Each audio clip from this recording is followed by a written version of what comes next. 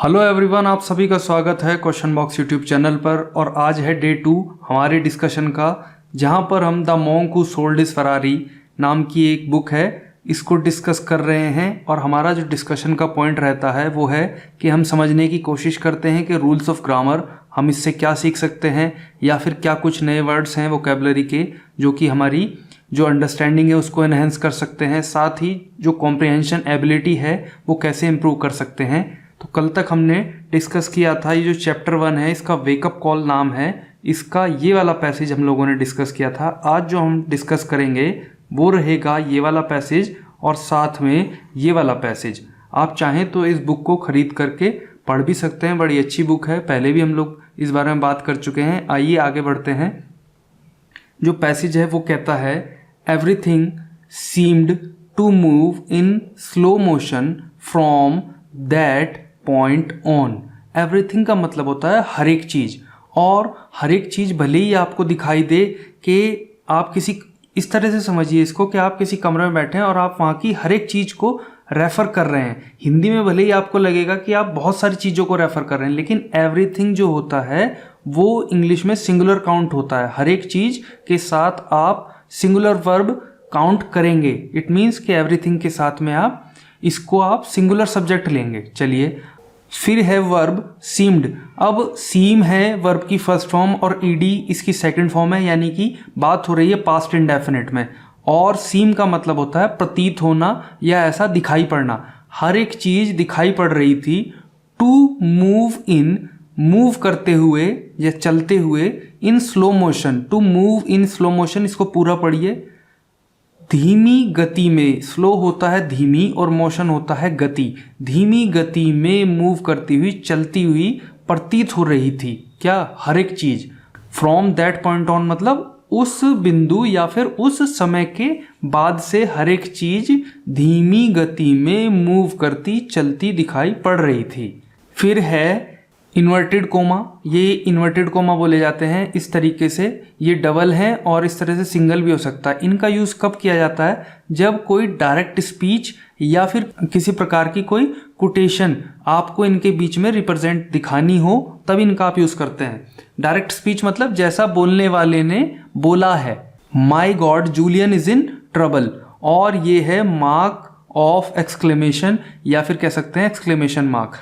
ये दिखाता है स्ट्रॉन्ग फीलिंग्स को इंडिकेट करने के लिए, या फिर टू शो एम्फेसिस, किसी बात पे अगर आपको जोर डालना है या फिर कोई गहरी भावनाएं आपको इंडिकेट करवानी है, तब आप इसका यूज़ करते हैं। तो मैंने दो चीज़ों का इसमें बता दिया है आपको, एक तो ये है कोटेशन मार्क और ये है मार्क ऑफ एक्सक्लेमेशन या फिर एक्सक्लेमेशन मार्क, जो भी आपको ठीक लगे, दोनों ही ठीक है।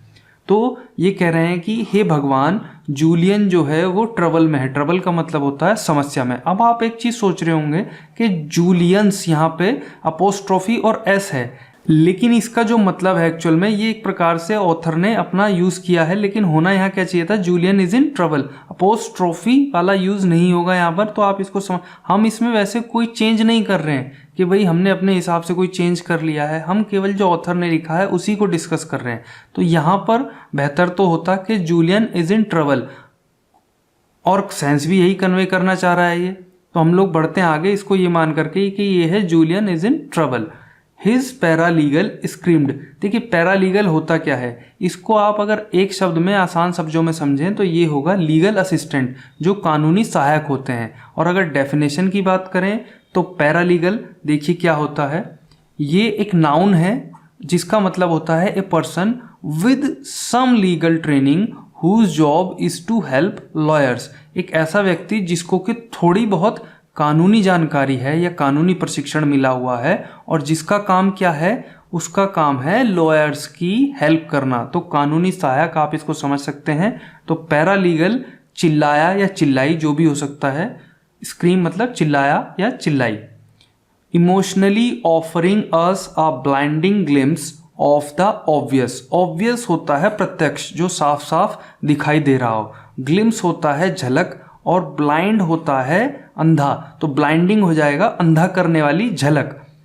तो इमोशनली होता है भावनात्मक रूप से, तो भावनात्मक रूप से हमें पेश करते हुए क्या कि जो स्पष्ट था पहले ही हमको दिखाई दे रहा है, लेकिन फिर भी वो ये सब बोल के कि my God Julian is in trouble, हमको दिखाई दे रहा है जो और दूसरे लोग हैं कि भाई जूलियन जो है गिर चुका है। अगर आपने इससे पहले वाला सेशन भी देखा होगा मेरा, तो उसमें मैंने बताया था कि जूलियन खड़ा खड़ा जो कोर्ट रूम है उसमें गिर चुका है। तो उसी स्थिति को अब यहाँ पे आगे बयान किया गया है। यहाँ पे ये कह रहे हैं कि भाई हम सबको दिख रहा है वहाँ पे जो कोर्ट में, लेकिन जो उसका पैरालीगल है वो चिल्लाया या चिल्लाई तो, और उस मतलब क्या दिखाना चाह रही थी हमको कि जो स्पष्ट प्रत्यक्ष रूप से दिखाई दे रहा है उसकी एक ब्लाइंडिंग चकाचौंध कर देने वाली झलक हमको भावनात्मक रूप से उसने पेश की। ठीक हो गया, इसका मतलब हमने समझ लिया। इसमें जो भी वर्ड्स आए थे वो भी डिस्कस कर लिए। अब बढ़ते हैं आगे। द जज, तो जो न्यायाधीश थे वो लुक्ड, दिखाई दिए, लुक की सेकंड फॉर्म है। चूंकि सारा ही कहानी पास्ट इंडेफिनिट में चल रही है तो यहां पर आपको वर्ब की सेकंड फॉर्म मोस्टली मिलेगी। Looked, panic stricken, panic stricken होता है घबराया हुआ या फिर आतंकित। तो जो जज हैं वो घबराए हुए या घबराई हुई जो भी है हो सकता है केस, क्योंकि यहाँ पे जेंडर डिफाइन नहीं किया, ना तो पैरालीगल का जेंडर डिफाइन किया अभी तक, ना ही जज का। तो हम दोनों स्थितियों में बोलते हैं घबराया हुआ या घबराई हुई जो भी है। घबराई हुई, आतंकित प्रतीत हुई या प्रतीत हुआ या दिखाई दिया। एंड, और क्विकली, बहुत तेजी के साथ। क्विकली एक्चुअली एक एडवर्ब है। मटर्ड, मटर्ड एक सेकंड फॉर्म है वर्ब मटर की। मटर होता है बुदबुदाना या फिर धीमे धीमे मंद मंद बोलना ताकि कोई और ना सुन सके। तेजी से धीमे धीमे बुदबुदाई या हल्के हल्के बोली। समथिंग, कुछ बोली, समथिंग मतलब कुछ। इनटू द प्राइवेट फोन, जो प्राइवेट फोन में जो उनका व्यक्तिगत फोन था उसमें तेजी के साथ कुछ बोली, मतलब उन्होंने फोन उठाया होगा और उसमें किसी को नंबर मिला करके कुछ बोला होगा धीरे धीरे ताकि और लोग ना सुन सकें। She had installed in the event of an emergency. Emergency का मतलब होता है आपातकाल और इंस्टॉल मतलब स्थापित करना। तो जो उन्होंने स्थापित किया था यूज करने के लिए, किस लिए कि कोई आपातकाल की अवस्था में यूज करने के लिए, उस फोन को उन्होंने उठाया। किसने? जज ने। अब यहाँ पे देखिए जज का जेंडर डिफाइन कर दिया, जज है महिला। तो उन्होंने उठाया और कुछ जो है उन्होंने उसमें उठा करके फोन को उठाया और कुछ न कुछ बुदबुदाया उसमें। As for me, as for me का मतलब होता है जहां तक मेरी बात है, या फिर कह सकते हैं आप एज फॉर यू, जहां तक आपकी बात है। तो इसको आप अपनी बोलचाल की भाषा में भी यूज कर सकते हैं, एज फॉर यू या एज फॉर हिम या एज फॉर जो भी है, जो भी केस रहे। तो यहाँ पे ये कहना चाह रहे हैं कि जहां तक मेरी बात है, I could only stand there, मैं केवल, ओनली का मतलब केवल, स्टैंड मतलब खड़ा रहा, मैं केवल वहां खड़ा रहा। कैन की पास्ट फॉर्म है ये, क्योंकि बात सब पास्ट में ही हो रही है तो यहाँ पे हम कैन की भी पास्ट फॉर्म का यूज करेंगे। कुड दो तरीके से यूज हो सकता है, एक तो सेपरेटली कुड जो रेफर करता है, आप चाहेंगे तो हम वो भी डिस्कस कर लेंगे, लेकिन असल में कुछ चीज़ें छोड़नी पड़ती हैं बात करते ना। अगर मैं सब कुछ बीच बीच में अभी डिस्कस करता चलूँगा तो हम अपनी कहानी से भटक जाएंगे, बहुत ज़्यादा इन्फॉर्मेशन आपकी तरफ चली जाएगी, हो सकता है आपके समझ में भी ना आए, कहानी बोरिंग हो जाए। तो इसको फिलहाल छोटा छोटा समझ लेते हैं। आई कुड, मैंने बताया दो तरीके से यूज़ कर सकते हैं, एक तो कुड सेपरेटली, एक कैन की पास्ट फॉर्म के तौर पर। तो यहां पर जो यूज हुआ है वो पास्ट फॉर्म है कैन की। I could only stand there, मैं केवल वहां खड़ा रह सका। डेज्ड एंड कंफ्यूज्ड, डेज का मतलब होता है जड़ स्थिति में, कि मतलब इतना घबरा गया कि मैं हिल ही नहीं पाया, वो जड़ हो गया, मैं एकदम स्थिर हो गया वहां पे। डेज्ड एंड कंफ्यूज्ड मतलब भौचक्का। तो यहाँ जो डेज्ड है और कंफ्यूज्ड है ये वर्ब की सेकंड फॉर्म नहीं है, ये ध्यान रखना आप। ये है एडजेक्टिव, ये भी एडजेक्टिव है और ये भी एडजेक्टिव है। तो ये किसकी विशेषता बताना, एडजेक्टिव का हमने पहले भी डिस्कस किया है। काम होता है विशेषता बताना, क्वालिटी बताना। तो ये बता रहे हैं, ये जो इसने कहा कि भाई मैं I could only stand there, ये जो स्टैंड वाली बात है ना, इसको, इसका एडजेक्टिव के तौर पे ये दोनों काम कर रहे हैं। तो मैं वहां पे एकदम स्थिर, जड़ और भौचक्का केवल खड़ा रह पाया। फिर आगे है प्लीज्ड डोंट डाई, कृपया मरना मत। डाई मतलब मरना और डोंट कह रहा है कि मरना मत। यू ओल्ड फूल, तुम, देखिए अब ओल्ड फूल का मतलब समझिए, अगर आप इसका हिंदी मतलब बनाएंगे सीधा सीधा तो हो जाता तुम बूढ़े मूर्ख, लेकिन जो इसका एक्चुअल मीनिंग है वो होता है कि मूर्खों में भी सबसे बड़े वाला मूर्ख। वर्स्ट काइंड ऑफ फूल, तो यू ओल्ड फूल मतलब तुम जो मूर्खों में भी सबसे बड़े मूर्ख, मरना मत। It's too early for you to check out. देखिए एक तो इट्स होता है ये वाला, एक होता है ITS। अब इसको बहुत ध्यान से समझिएगा, बड़ी मज़ेदार बात है। अब तक हम जो है अपोस्ट्रोफी S का यूज़ जो करते आए हैं वो करते हैं पोजेशन दिखाने के लिए। जैसे कि मैं लिखूं मोहन्स तो मोहन का, लेकिन ये जो यहाँ पे अपोस्ट्रोफी S यूज़ हुआ है इसका मतलब होता है इट और साथ में इसको ऐसे छोटा करके दिखा दिया जाता है। सेम ही काम ऑथर ने यहाँ पे जूलियन के साथ कर रखा था, तो इट इज़ हो जाता है। लेकिन ये वाला इट्स जो है जिसमें कोई अपोस्ट्रोफी नहीं है, तो इसका मतलब हो जाता है ये मतलब पोजेशन को दिखाता है। फिर आगे देखते हैं, it's too early for you to check out. जैसे कि आप होटल में जाते हैं, वहाँ से चेक आउट करते हैं, तो उसका मतलब होता है लीव करना।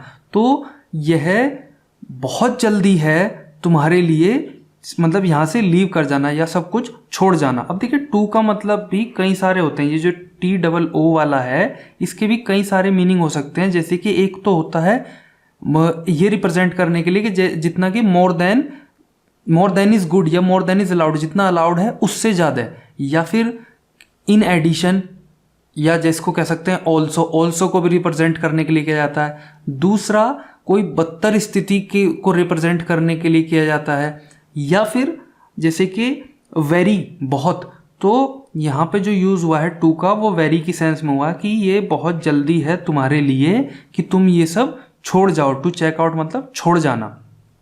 You don't deserve to die like this. You के साथ में यू क्या है, प्लूरल सब्जेक्ट। भले ही आप हिंदी में इसको समझें कि भाई ये तो सिंगुलर आदमी को रिप्रेजेंट कर रहा है, लेकिन इंग्लिश में ये कहते हैं कि यू के साथ में आप प्लूरल हेल्पिंग वर्ब का यूज़ करेंगे, तो इसलिए हमने डोंट का यूज़ किया है। डू प्लस नोट को छोटा करके आप लिख लीजिए don't. You don't deserve to die like this. तुम इस तरीके से मरने के लायक नहीं हो, या इस तरीके से मरना डिजर्व नहीं करते। ठीक है, ये पैसेज हमने डिस्कस कर लिया है। अब देखिए आइए समझते हैं कि इस पूरे के पूरे पैसेज से क्या कुछ नए वर्ड हमको सीखने के लिए मिल सकते हैं। एक तो हमने डिस्कस कर लिया पैरालीगल, दूसरा है ग्लिम्स, जिसकी मैंने हिंदी बताई थी झलक। ग्लिम्स होती है एक नाउन, और इंग्लिश में इसका मतलब होता है a very quick and not complete view of somebody something. एक बहुत तेजी के साथ और अधूरा, नॉट कंप्लीट मतलब अधूरा दर्शन किसी व्यक्ति या वस्तु का। तो झलक उसी को तो बोलते हैं, एक झलक मतलब जो तेजी से आया और बस उसको हम पूरा भी नहीं देख पाए और मतलब अधूरा देख पाए उसको। ठीक है, ग्लिम्स का मतलब हम समझ चुके हैं। फिर मटर, वो भी हम डिस्कस कर चुके हैं, बुदबुदाना। आइए देखते हैं, मटर मतलब एक वर्ब है, to speak in a low quiet and often angry voice that is difficult to hear. बोलना एक बहुत ही लो और धीमी आवाज में, और ऑफन प्राय, ऑफन का मतलब होता है प्राय, एंग्री वॉइस में मतलब क्रुद्ध आवाज में, और इस तरीके से बोलना that is difficult to hear, कि जिसको के सुना ना जा सके। सो आई होप कि हमने इस पैसेज को बहुत अच्छे से डिस्कस कर लिया है। अभी तक अगर आपको वीडियो ठीक लग रही है तो लाइक कर दें। आइए अब दूसरा पैसेज देखते हैं। अच्छा, एक वर्ड और है डेज्ड, उसको भी देख लेते हैं। डेज्ड मैंने आपको बताया कि ये एडजेक्टिव है, अगर इसके साथ डी यूज हुआ है। डेज अपने आप में वर्ब भी हो सकती है, वो हम डिस्कस नहीं करेंगे अभी। डेज्ड यहाँ पर जो है पैसेज में वो एडजेक्टिव बता रहा है, और उसका मतलब है अनेबल टू थिंक और रिएक्ट नॉर्मली, कि भाई जो सामान्य तौर पर सोचने या काम करने में असक्षम होना। इसका मतलब जड़ हो जाना या किम कर्तव्य विमूढ़। अगर हिंदी की बात करें तो हिंदी का मतलब होता है किम कर्तव्य विमूढ़। आइए अब बढ़ते हैं आगे।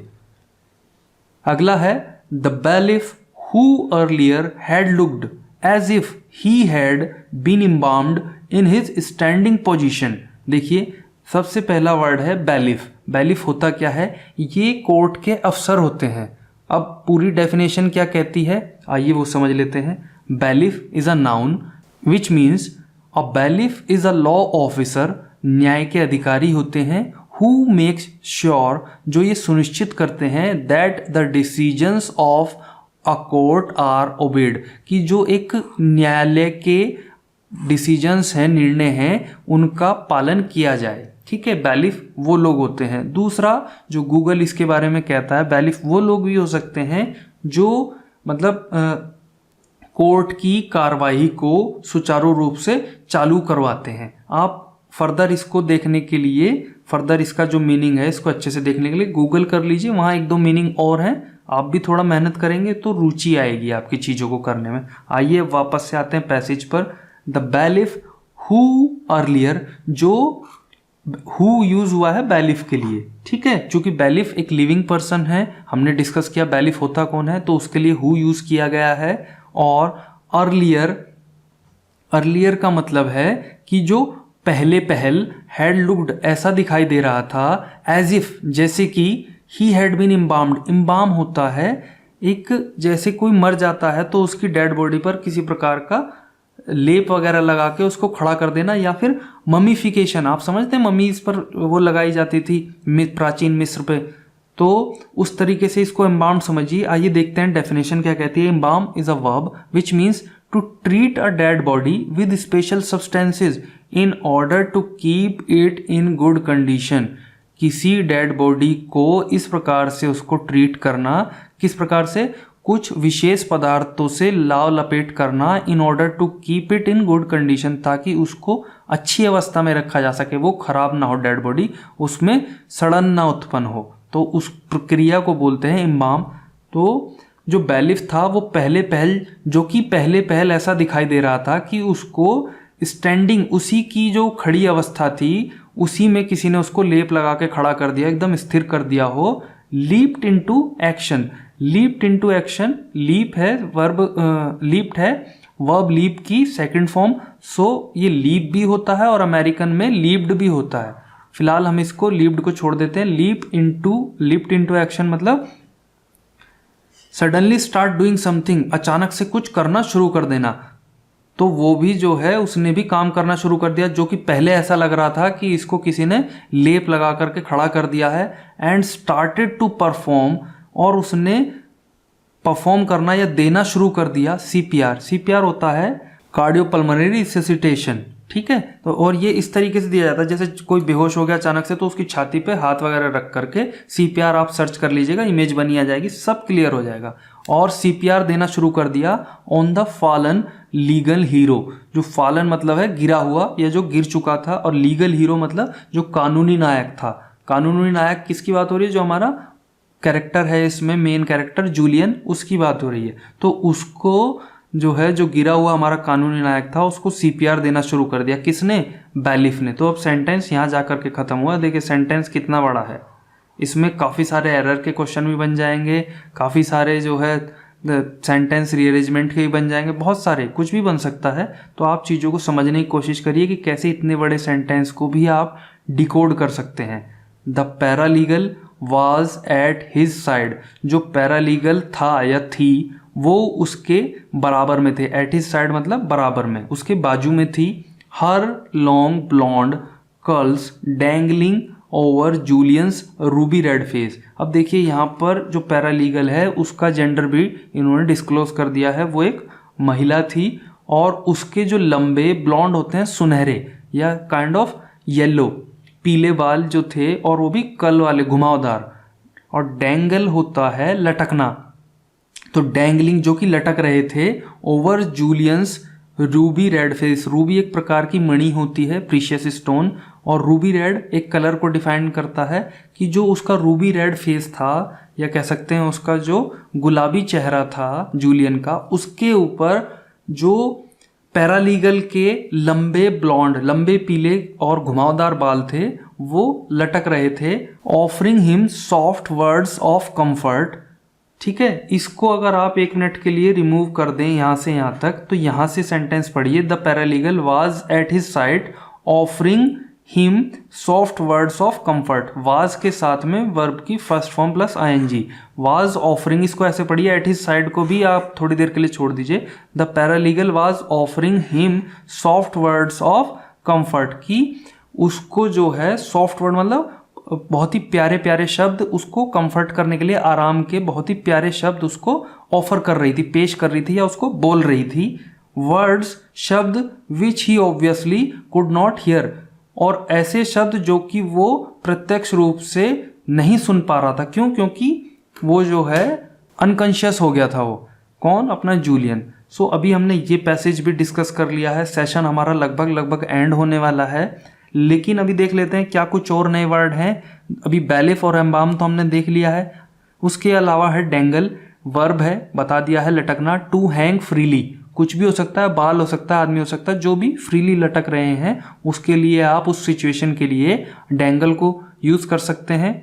सो इसके अलावा अब और कुछ नहीं है जो आज डिस्कस किया जा सके। अभी हम लोगों ने अपना सेशन कंप्लीट कर लिया है। आई होप कि आपके लिए ये यूज़फुल रहा हो। अगर पसंद आए तो लाइक कर दें, अगर पसंद नहीं आ रहा तो डिसलाइक कर दें, पर हम लोगों को ये भी बता दें कि कहाँ हम इम्प्रूव कर सकते हैं अपनी रिप्रेजेंटेशन में। Thank you very much.